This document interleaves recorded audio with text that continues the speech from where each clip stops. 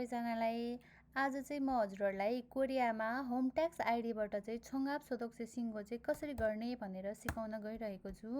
यो चाहिँ हजुरहरूले चाहिँ कोरियामा आफ्नो इन्कम अनुसारको चाहिँ कति खर्च गर्नुभएको छ र त्यो गरेको खर्चमा तिर्नुभएको ट्याक्स चाहिँ 50% चाहिँ फिर्ता आउँछ, यो चाहिँ रिफन्ड आउँछ। जसको लागि चाहिँ हजुरहरूले यो homeTax.go.kr मा गइसके पछाडि यदि हजुरहरूले आइडी बनाउनु भएको छैन भने यहाँनिर हेवन खाइप भनेर छ, यहाँ हेवन खाइपमा जाने, आफ्नो पर्सनल व्यक्तिगत बनाउनका लागि चाहिँ खेइनमा जाने, छुमिन ठुङ्रोक बनो हेवन खाइप भनेको चाहिँ हजुरहरूसँग छुमिन ठुङ्रोक छ नि जुन रेसिडेन्ट कार्ड कोरियाको एलियन कार्ड, त्यसमा क्लिक गर्ने। मोदुन थोङे हाम्निदा एग्रिस अल एग्री गरिदिने। त्यस पछाडि ठाउँमा जाने, ठाउँमा गइसके पछाडि यहाँ चाहिँ हजुरको नाम राख्ने है। यहाँनिर चाहिँ हजुरहरूको आफ्नो नाम राख्ने, त्यस्तै गरेर एआरसीको चाहिँ तपाईँहरूको चाहिँ एलियन कार्डको अगाडिको नम्बर पछाडिको नम्बर राखिसके पछाडि हुदेफोन इन्जुङ हागी गर्ने। अब यहाँनिर चाहिँ उहाँको अलरेडी आइडी क्रिएट गरेको भएर यहाँ गर्न परेन।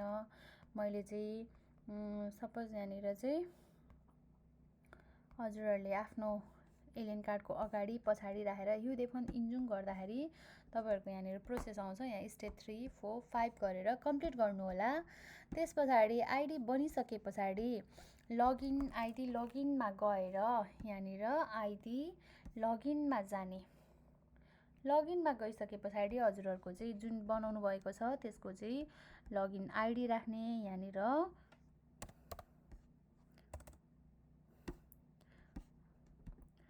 त्यस्तै गरेर पासवर्ड,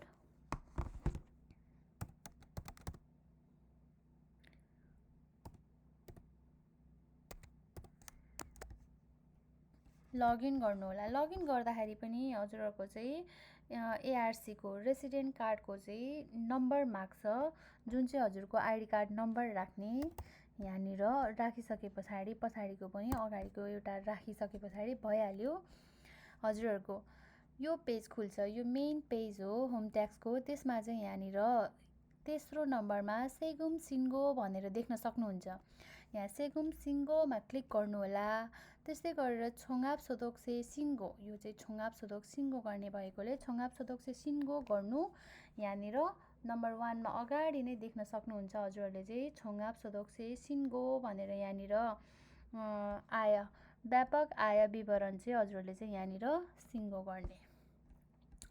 यसलाई चाहिँ गर्न पर्दैन, यसलाई इन्जुङ नगर्दा पनि हुन्छ। त्यसलाई हटाइसके पछाडि यहाँ तेस्रो नम्बरमा खुल्लो सोतोक सिङ्गो भनेर छ, क्लिक गर्नुहोला। ख्यङजङ छङ्गु भनेर क्लिक गरिसक्नु भए पछाडि हजुरहरूको चाहिँ अहिले यो वर्षमा चाहिँ सिन्चङ गर्नुभयो भने 20 देखि 20, 21, 22, 23, 24 तपाईँ कोरियामा कहिले आउनुभएको हो त्यो बेलादेखि यदि 20 मा आउनुभएको थियो भने यसमा फेरि 20 को चाहिँ कुन महिनामा आउनुभयो त्यो कुरा पनि फरक पर्छ। तपाईँ चाहिँ 20 को चाहिँ अलि अन्त्यतिर आउनुभएको छ भने 20 को सिन्चङ गर्न मिल्दैन। अब हामी चाहिँ उहाँको 20 देखि नै हेरौँ। उहाँको चाहिँ यहाँनिर सबैभन्दा गाडी 20 को छोहोइ गर्दाखेरि यसरी उहाँको चाहिँ यसरी जुन आउँछ नि यो साइडमा चाहिँ यो यसरी आयो भने चाहिँ यो चाहिँ सिन्चङ गर्न मिल्ने भनेर। यदि हजुरले चाहिँ कम्पनी परिवर्तन गर्नुभएको अथवा केही छ भने चाहिँ त्यो वर्षको चाहिँ यहाँनिर देखाउँदैन। यहीँनिर यहाँ उहाँको चाहिँ ठुके इसाङ खुल्लो सोतोक भनेर भनेको छ। यो चाहिँ के हो त, कम्पनी परिवर्तन 2वटा कम्पनी भएकोले चाहिँ उहाँले चाहिँ गर्न सक्नुहुन्न भनेको छ यो 2022 को चाहिँ। अब 23 को हेरौँ।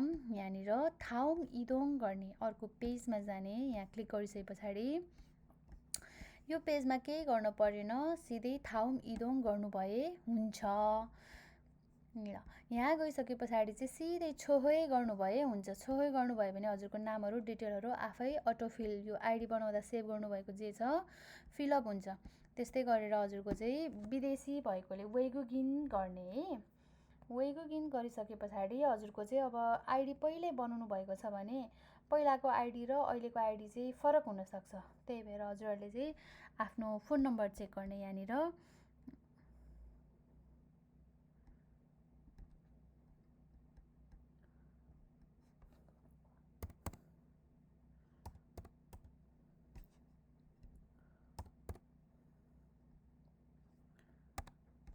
ल यो गरिसके पछाडि यजा भए यमा गर्ने, नाम्जा भए बुमा गर्ने, छजाङ हु थाउम इदोङ गर्ने है। यसमा अरू केही गर्न परेन। सिधै ठाउँमा गइसक्नु भए पछाडि यहाँ 21 नम्बरमा चाहिँ छोङखुप्य भनेर तपाईँको चाहिँ टोटल तलब भनेर जुन दिएको छ यसलाई चाहिँ कपी गरिदिने। कपी गरिसके पछाडि यहाँनिर सिधै 52 नम्बरमा आउनुभयो हुन्छ। यहाँनिर चाहिँ 52 नम्बरमा सोदुक रे छेहान बप यसमा चाहिँ हजुरले चाहिँ सिधै जुन कपी गर्नुभएको छ त्यसलाई चाहिँ पेस्ट गर्नु होला। खेसाङ्की यसलाई क्यालकुलेट गरिदिने। यहाँ नोट दिएको छ यो चाहिँ तपाईँ चाहिँ 35 वर्षभन्दा माथिको हुनुहुन्छ भने चाहिँ पाउनुहुन्न भनेको है। यो रिटर्न चाहिँ ट्याक्स रिफन्ड चाहिँ पाउनुहुन्न हजुरले। अब उहाँको चाहिँ यो जुन माइनसमा देखाएको छ यो भनेको चाहिँ फिर्ता आउने पैसा हो। अब अहिले नै यहाँ आएको छैन, हामीले खेसान गर्नै बाँकी छ। अब हजुरको ब्याङ्क खाता नम्बर राख्ने। यो खाता चाहिँ हजुरले चाहिँ एकदम आफ्नो करेक्ट खाता नम्बर राख्नुपर्ने हुन्छ। ब्याङ्क खाता कुन हो यसरी आफ्नो ब्याङ्क छान्ने नङ्या फुन्नेङ गरेर।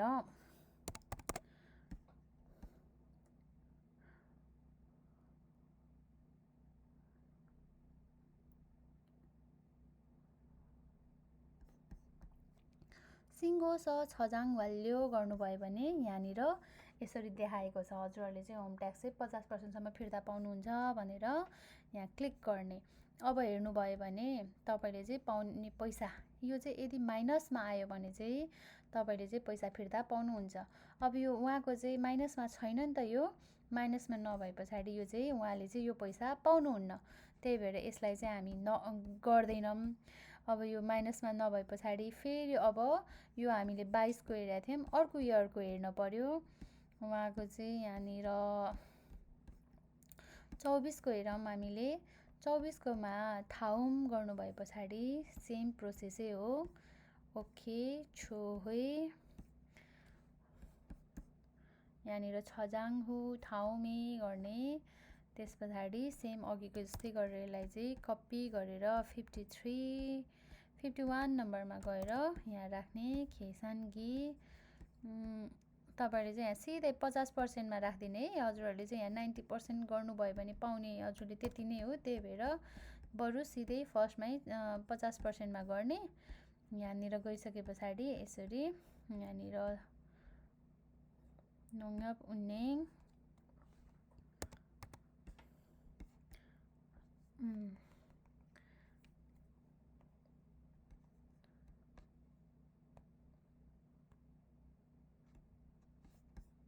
ओके। ल अब अहिले चाहिँ यहाँ अघि उहाँको माइनसमा देखाएको थिएन, अहिले यो 2024को चाहिँ माइनसमा आयो नि। यो चाहिँ उहाँले फिर्ता पाउनुपर्ने पैसा हो। यो सिङ्गो छ छजाङ वाल्यो गर्नुभयो भने यसलाई चाहिँ छजाङ थाउम हाम्यान अर्को पेजमा चाहिँ जान्छ। यसलाई हेर्न परेन। यसरी यति चाहिँ उहाँले चाहिँ छुङाप छदक छोए भनेर आएको छ। यहाँनिर ओके गर्ने, यसलाई पनि ओके गर्ने।